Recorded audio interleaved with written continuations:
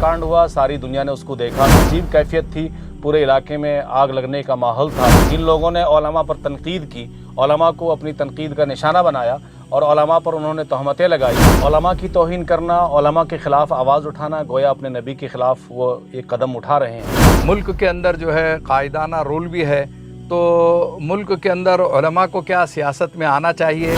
जो हमारे कुछ लीडरान इस तरह की बात सोचते हैं कि उलमा को सियासत से दूर रहना चाहिए, उन्होंने आवाम का जहन ख़राब किया है। और ये सब देन है अंग्रेज़ों की। मौलाना, अंग्रेज़ ऐसा बीज बो कर गए हैं, वो जानता था कि अच्छी सियासत, पाक और साफ़ सियासत सिर्फ़ एक आलिम ही कर सकता है। मदहोश नहीं बेदार है हम, हर आहट पे तैयार है हम, समझे न कोई गाफिल हमको इस मुल्क के पहरेदार है हम, मदहोश नहीं बेदार है हम हर। अस्सलामु अलैकुम वरहमतुल्लाहि वबरकातुहू। मुअज़्ज़ज़ सामीन व नाज़रीन, आज हमारी खुशकिस्मती है कि तहफ़्फ़ुज़ दीन मीडिया के ऑफ़िस में और इसके स्टूडियो में एक हिंदुस्तान की मायानाज़ शख्सियत, जय्यद आलिम दीन, कई तंजीमों के सरबराह, कई कौमी व मिली सियासी व समाजी इक़्तिसादी तंजीमों से वाबस्ता, इसी के साथ साथ खानकाही एतबार से कई बुज़ुर्गों से खिलाफत याफ्ता एक शख्सियत हमारे दरमियान में मौजूद है, जो दिल्ली से तशरीफ़ लाए हुए हैं। दिल्ली नोएडा के जामे मस्जिद के शाही इमाम हज़रत मौलाना शाह मुस्तफ़ा दहलवी आज हमारे दरमियान में मौजूद है। हम चंद सवालात उनसे करेंगे और यकीनन उनकी बसीरत और बसारत और उनकी मालूमात और उनकी खिदमात के सिलसिले में हमारे सामने बहुत सारे पहलू आते रहेंगे। हज़रत मौलाना, वेलकम, खुश आमदीद, आहलन व साहलन व मरहबा। आपकी तशरीफ़ आवरी हमारे लिए बहुत सआदत मंदी की बात है। जज़ाकल्लाहु खैरल जज़ा, ahsanal जज़ा। बहुत बहुत शुक्रिया, जज़ाकुमुल्लाह। हज़रत, आपने मुझे तहफ़्फ़ुज़ दीन मीडिया में यहाँ अपने स्टूडियो में बैठने का मौका दिया और बात करने का भी मौका दिया। सबसे पहले तो मैं दुआ करता हूँ कि अल्लाह तबारक व तआला तहफ़्फ़ुज़ दीन मीडिया की मुकम्मल हिफाजत फरमाए। आमीन। हमेशा इसमें काम करने वालों को, इसके सरपरस्तान को और इसके ज़िम्मेदारान को और जो इसके सरबराह हैं, इन तमाम लोगों को अपने हिफ्ज़ अमान में रखे। अल्लाह आफ़ियत और सलामती नसीब फरमाए। अल्लाह तबारक व तआला तरक्कियात से नवाज़े और हमेशा अल्लाह तबारक व तआला दीन के तहफ़्फ़ुज़ के लिए काम लेता रहे। आमीन आमीन। हज़रत मौलाना, आपकी दीनी मज़हबी बहुत बड़ी सरगर्मियाँ हैं, उसमें से चंद पर आप रोशनी डालिए कि जैसे इत्तेहाद उलमा से आप वाबस्ता हैं और ऑल इंडिया लेवल की कई तंजीमें हैं, तो वो आपकी सरगर्मियाँ दिल्ली के अंदर किस तरीक़े की है और कहाँ तक के उसकी ब्रांचें वगैरह है। इत्तेहाद उलमा हिंद एक बहुत अज़ीमुश्शान तंजीम है, जो हमारे अकाबरीन बुज़ुर्गान दीन हज़रत शाह मुफ्ती मुज़फ़्फ़र साहब नव्वरल्लाहु मरक़दहू और हज़रत मुफ्ती अब्दुल क़य्यूम साहब रायपुरी रहमतुल्लाह अलैह के ज़रिए तमाम उलमा की मौजूदगी में वजूद में आई। और इन अकाबरीन की दुआओं के सदक़े में हज़रत क़ारी सिद्दीक़ साहब बांदा रहमतुल्लाह अलैह, शाह अबरार साहब हरदोई रहमतुल्लाह अलैह, मुफ्ती अब्दुल्ला साहब फुलपुरी रहमतुल्लाह अलैह और हज़रत शेख यासीन साहब जलालाबादी रहमतुल्लाह अलैह, बड़े बड़े अकाबिर अहलुल्लाह की दुआएँ हमारी इस तंजीम के साथ रही हैं। और हमारी तंजीम ने पूरे ख़ित्ते में गरीबों के लिए और बेसहारा लोगों के लिए काम किया है। लॉकडाउन के दौरान भी बेशुमार काम किए हैं। जेल की सलाखों में जो लोग जो है बंद हैं, जो बेगुनाह लोग बंद हैं और परेशानी के आलम में हैं, उनकी हमेशा मदद की है। और ख़ित्ते में चाहे वो किसी भी मज़हब से ताल्लुक़ रखने वाले लोग हों, इत्तेहाद उलमा हिंद और ऑल इंडिया मिली तंजीम अल-फैज़ ने हमेशा, उसके ज़िम्मेदारान ने तमाम कौम मिल्लत के लिए काम किया है, तमाम समाज के लोगों के काम किया है। बेशुमार गरीब बच्चियों की, जो बेसहारा बच्चियां हैं, उनकी शादियां कराई हैं। उसमें हमारे इलाके के अफसरान का बड़ा अहम किरदार हमारे साथ में रहा है, बहुत बड़ा ताउन भी रहा है। हमारे उस खित्ते के नोएडा के तमाम लीडरान, वो चाहे किसी भी धर्म ज़ात के मानने वाले हों, और हमारे तमाम अफसरान नोएडा के, मैं उनको मुबारकबाद देता हूँ। हमेशा उन्होंने हमारा साथ दिया है। अखलाक कांड हुआ, सारी दुनिया ने उसको देखा और एक बहुत ही अजीब कैफियत थी, पूरे इलाके में आग लगने का माहौल था।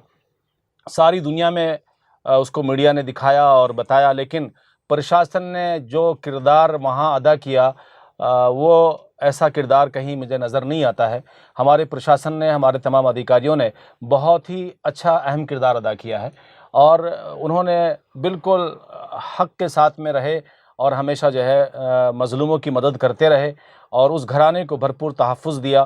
وہ ایک پلاننگ سے کہیے یا پھر اچانک کہیے، ایک حادثہ ہوا اور بہت ہی خطرناک تھا، جس میں بڑا نقصان ہو سکتا تھا، لیکن مظفر نگر کی طرز پر جن لوگوں نے یہ حرکت کرنے کی کوشش کی، کیونکہ کچھ چند شرارتی لوگ ہیں، لیکن نوئیڈا کے ذمہ داران نے اور تمام برادری کے ذمہ داروں نے مل کر کے اور افسران نے بہت بڑا تعاون کیا ہمارے ساتھ میں۔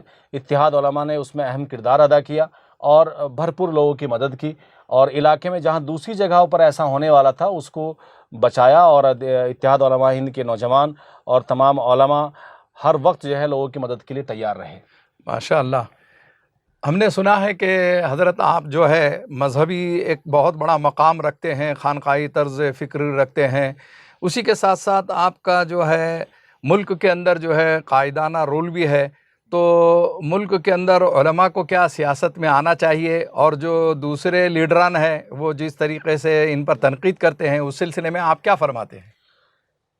مولانا، اصل تو یہ ہے کہ ہمارے جو کچھ لوگ ہیں جو علماء پر تنقید کرتے ہیں، وہ یہ جانتے نہیں کہ علماء ورثۃ الانبیاء ہیں، اور علماء کی توہین کرنا، علماء کے خلاف آواز اٹھانا گویا اپنے نبی کے خلاف وہ ایک قدم اٹھا رہے ہیں، اور ایسے لوگ کبھی بھی سرسبز نہیں ہوتے ہیں، ان کو اللہ تبارک و تعالیٰ ذلیل و خوار کرتا ہے۔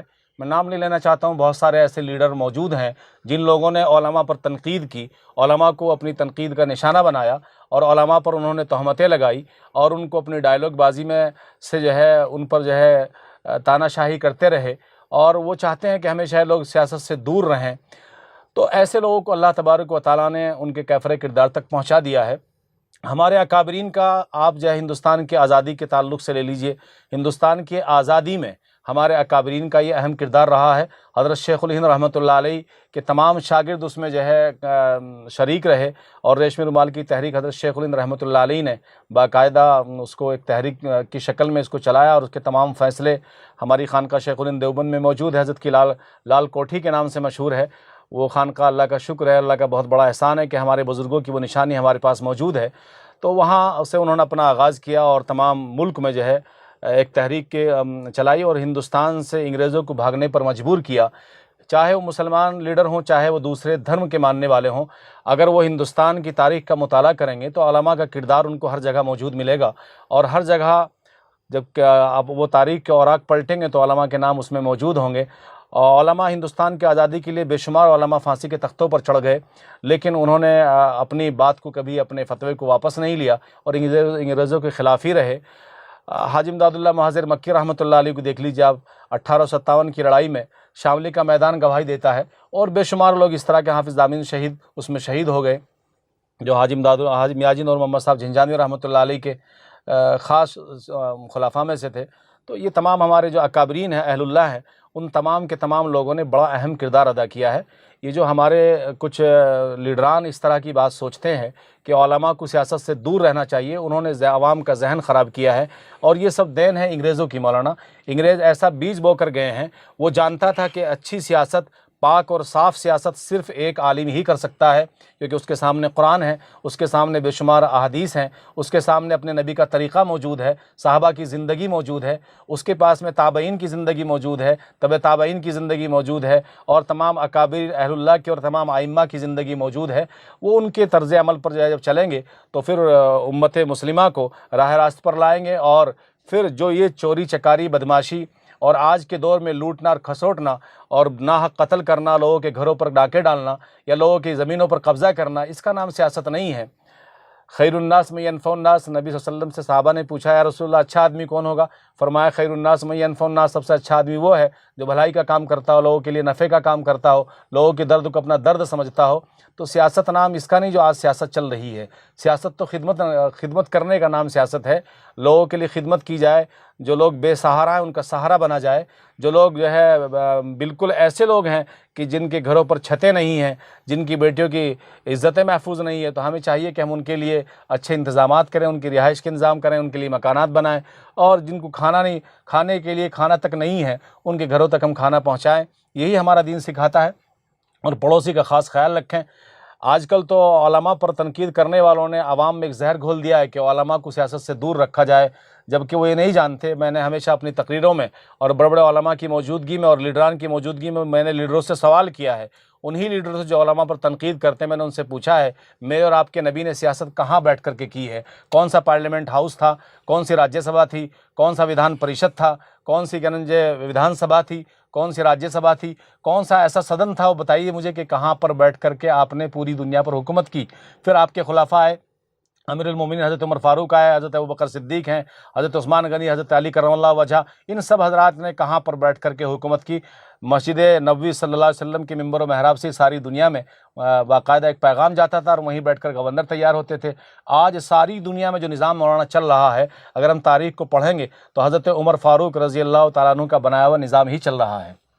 ماشاء اللہ ماشاء اللہ۔ حضرت مولانا ایک سوال یہ ہے کہ ابھی پارلیمنٹ کے اندر